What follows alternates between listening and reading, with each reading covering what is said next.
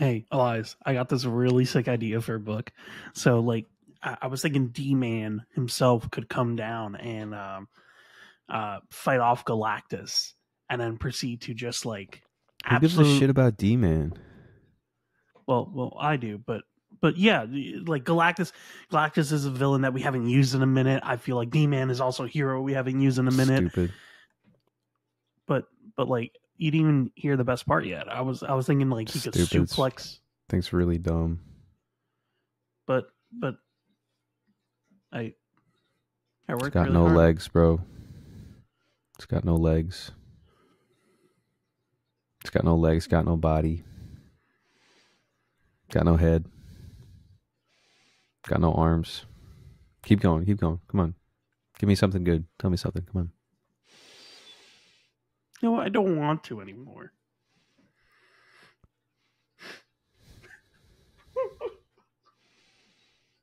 Fucking Hey guys, welcome to the Cosmic Panel. It's the weekly polls, November 22nd. We are almost out of November, which is kind of insane to think about.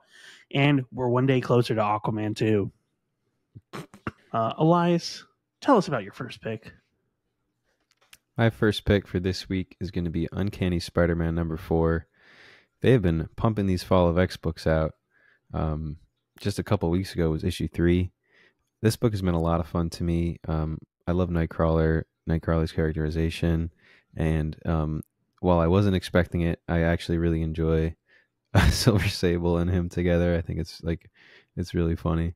But last issue was a cool reveal. Basically, Orcus has captured Warlock, OG Warlock from the New Mutants, and is using him as war paint to taint and alter mutants to be used as these hounds for Orcus. So pretty cool. This book has been a lot of fun to me, and yeah, I've been enjoying some quality time with Nightcrawler. Yeah. Also, this is going to be our first issue fully with Spider-Man in the cover. At least he was in the first issue, but he didn't really do much in it, to be honest. So it's going to be interesting to see. And I love the summary that says Thwip and Banff. Yeah, it's fun. So pretty great. And Spidey popped up in Astonishing Iceman, which improved the last issue by half a star. Just a little bit. That's out of how many stars? Wait, did you read Jean Grey? Yeah, I did. Okay, thank goodness. I read Jean Grey. All right. I mean, I don't know. I don't know how much X-Men stuff I'm gonna say, but I do have a lot of X books this week. So okay. Just tell me if I'm about to say something that you don't know. No, you can. I should be caught up on every X book, except for Iceman. Like literally, I don't care about that. Okay, got you. Because the Hounds showed up in Iceman too. Oh, bet, sick. That's cool. At least they're bleeding over into each other. Yeah, exactly. So, yeah. What is first up for you? First up for me is Void Rivals number 6. We're getting the end of the first story arc. Pretty excited, but yeah, we had Derek and Solila basically both captured and basically being held prisoner due to the fact that they found out the secret that their two planets are basically the same race, and like the war is completely fabricated. So I'm really excited to see where they're going to go with this, because now we kind of encountered a rebellion, and we're really starting to see Derek and Solila kind of bond even more now that they don't have the weight of like being rivals just race wise on their shoulders. So pretty sick. I'm really excited to see, and this is going to be the end of the story arc for a bit.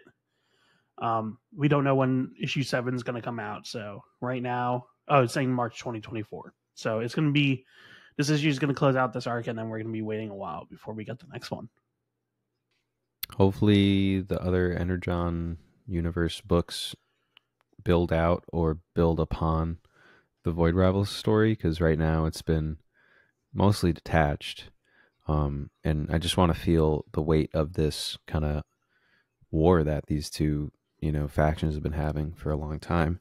But yeah, this book's been a lot of fun. I've really been enjoying it, and lots of fun characters, and yeah, I'm excited to see how this arc's going to wrap up. Yeah. What's next for you?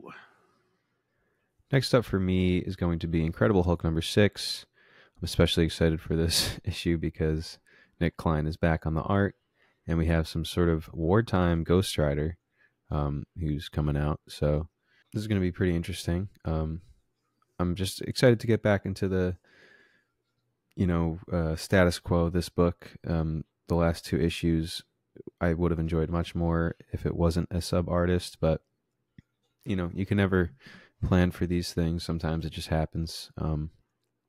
But yeah, I'm really curious about what this who this Spirit of Vengeance is. If he's coming, he's probably coming after Hulk, because it looks like different monsters are going to be sent after Hulk to try and slow him down. So yeah, I'm excited to pick this issue up. Yeah, no, I'm really excited. I mean, Ghost Rider is one of my favorite Marvel character designs, period. So any iteration on the Ghost Rider design for me always looks cool as fuck. So this has already sold me on the cover alone. Big time. What's next up for you? Next up for me is Hack and Slash Back to School number 2. Read the first issue, really enjoyed it. I never read Hack and Slash before, so this was really my first intro. But honestly, pretty good starter, especially if you haven't read the other books before. It really kind of eases you into the idea that basically these people are going after like quote unquote horror movie slashers, basically. And they're training to do that. And the comedy's really good. Zoe Thorogood is doing the art and writing, and she's really killing it. I think Cassie's very, very fun, and I'm enjoying all the characters and dynamics so far. So I'm really excited to see where this is going to go. Yeah. Yeah, I was impressed with the first issue. I thought it was a lot of fun, and I'm curious to see what else this universe holds. Because right now there's like, I guess, really like intense moments, but also really funny moments. So it seems like Zoe's just having a lot of fun with this book in general. So that's always a treat. So yeah. Yeah, exactly. What's next for you? Next up for me is going to be Invincible Iron Man number 12. Last issue had me pretty stressed out when the ape discovered the Orcus ape discovered Tony, but he still got out of there, and he's been doing a lot of heavy lifting for the X-Men, which is really cool to see, and he's putting together this Mysterium armor slowly but surely. So I'm pretty excited to see what that's going to look like. Yeah, definitely going to be interesting. Also, apparently, this issue is going to be dealing with Ironheart, and completely forgot that. Yeah, she still has the Mandarin rings. So I'm kind of surprised they're bringing this back now of all times. I mean, but I guess we have to acknowledge it. Useful right about now, I feel like. Yeah, no, definitely. It's just very funny because I completely forgot about them. But yeah, no, really has been. I would say Iron Man has definitely been one of my favorite Fall of X books, especially because every issue ends with like a major development. I'm excited to see how this new Mysterium armor is going to look and what abilities it's going to provide. Yeah. Hopefully, like, the end of Fall of X will see him create it. Yeah. I just love that it's been sprinkled in conversations in like multiple Marvel books now at this point. Like, it feels like it's actually a big deal. You know what I mean? So I'm excited to see what his armor is going to look like. Yeah, no, definitely excited. Next up for me is Kill Your Darlings number 3. Second issue was really good. Second issue completely sold on this series. Second issue had a huge time jump, and basically, Rose was basically after killing her mom, or at least what she thinks she killed her mom. She got sent to basically an orphanage, and we time skip to her still in the psychiatric orphanage, and basically the only person that visits her is her childhood friend. And you think, okay, wow, she is really she's really been dealt the end of the stick. And then a talking elephant appears. And you're like, what the fuck is happening? And it's a talking elephant with a safari gun and safari hat. It's pretty hilarious, I'm not gonna lie. And Rose gets out of the hospital. Her friend sees the elephant, and she's like, "Wait, you can see the elephant too." So it's doing really well. I really really am enjoying this, and apparently now she has to go back to that world to save the kingdom of Rosewood, which was her imaginary place. But yeah, the series has been really really fun. I've really been enjoying it. Very cool. Interesting. Yeah, it's really funny how just like it's goofy, but at the same time it's also incredibly dark because it's like, ah, yes, an elephant with a safari gun saving you from the psychiatric hospital that locked you up after you killed your mom and your mom in a house fire. Like, fuck. So, Yeah. really, really good. I've really been enjoying it. Nice. What's next for you? Next up for me is the wonderful Batman Superman World's Finest number 21. We should do a counter at this point to see how many times I've put World's Finest on my pull list. My top 5 pull list rather.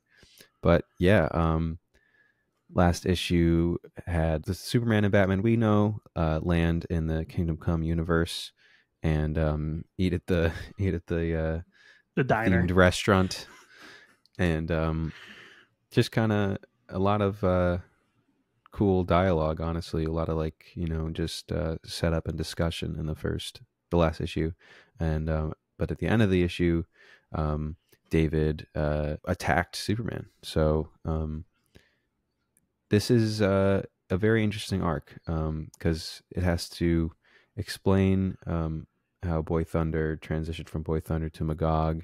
It has to explain,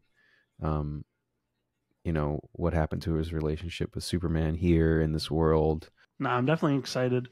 And I mean, it seems like we're going to be getting both of the Superman and Batman fighting against each other. So that's going to be very, very exciting, I feel like, because Kingdom Come Superman is significantly more powerful than current Superman, to the point where it's like they literally state like kryptonite doesn't affect him anymore. So I'm definitely excited to see what's going to happen, and I don't know which Bruce would win. I want to say it's Prime Bruce, just because like Kingdom Come Bruce does have that suit that like can be exploited, but I guess we'll find out.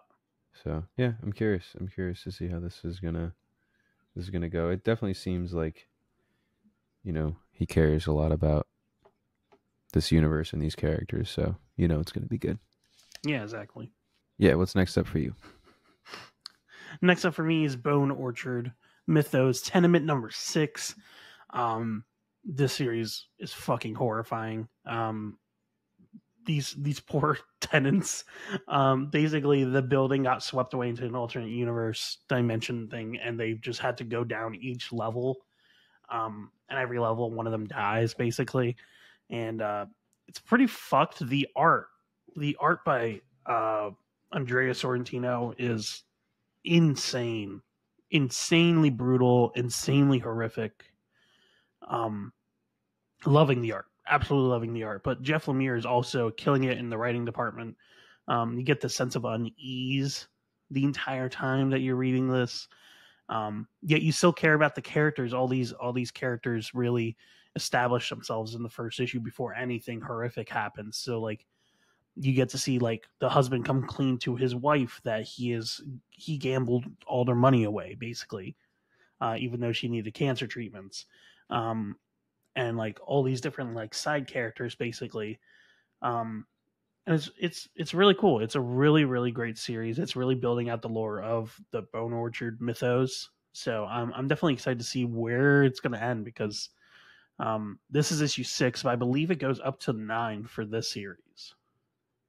So, still got a ways to go. Yeah, I almost wonder how Andrea Sorrentino did just regular like superhero books for Marvel, because I just feel like his style just is so. It has elements of realism, and also just like really, I don't know, abstract horror elements that really only suit a horror book in my mind, or make the most sense on a horror book. So yeah, definitely a good fit. Yeah. And what's your top pick? My top pick for this week is Immortal X-Men number 17.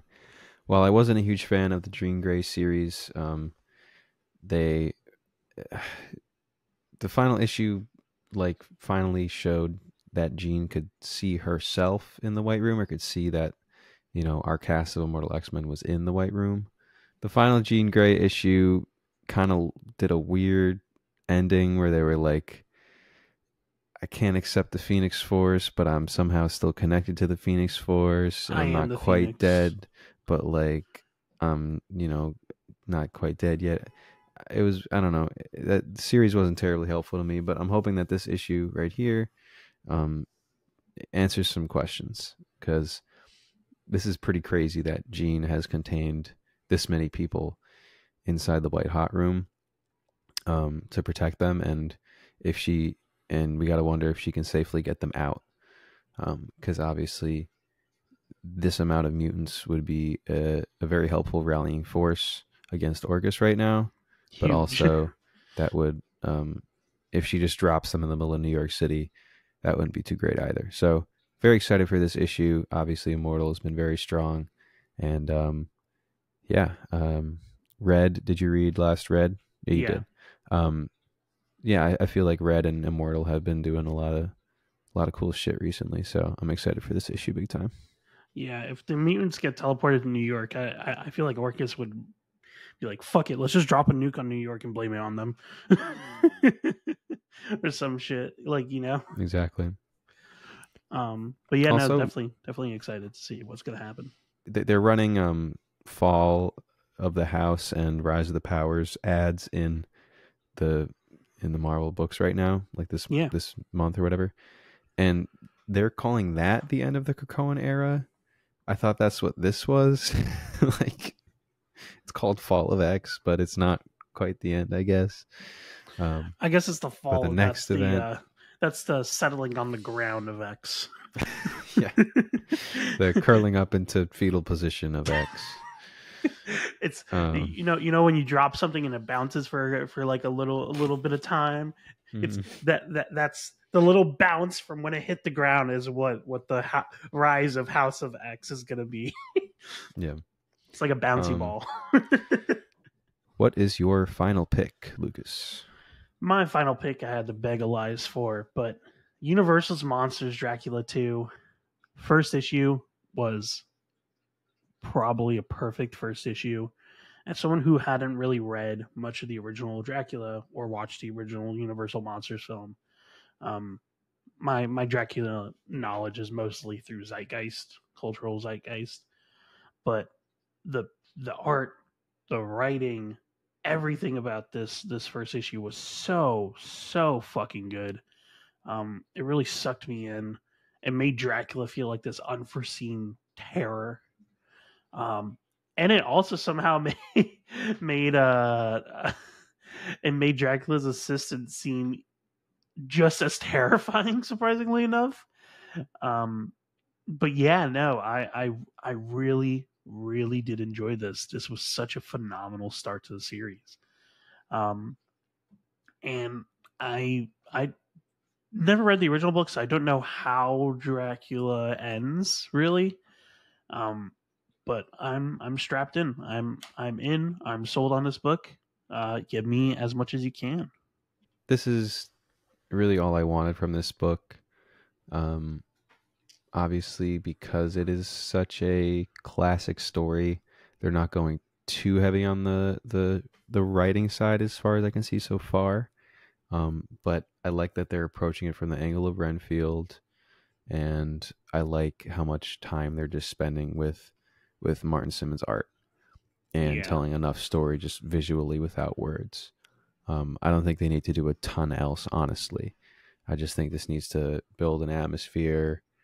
But yeah, I'm curious how long this is going to run, and I'm curious if they have other Universal Monsters books. I'm curious if they have other Universal Monsters books planned. Because I would yeah, love to this see is a Frankenstein.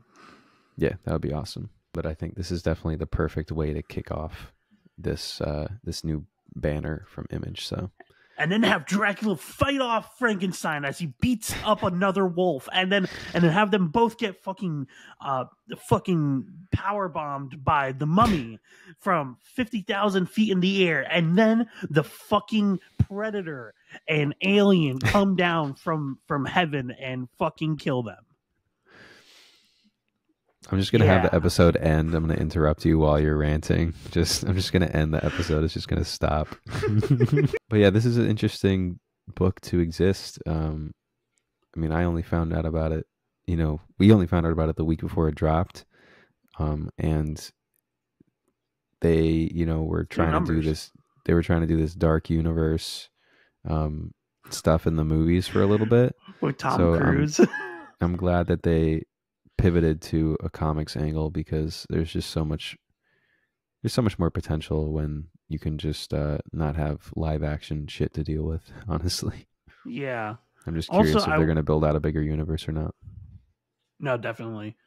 I also do love, I will say this, I really love that we don't spend more than a single page spread on Dracula killing people.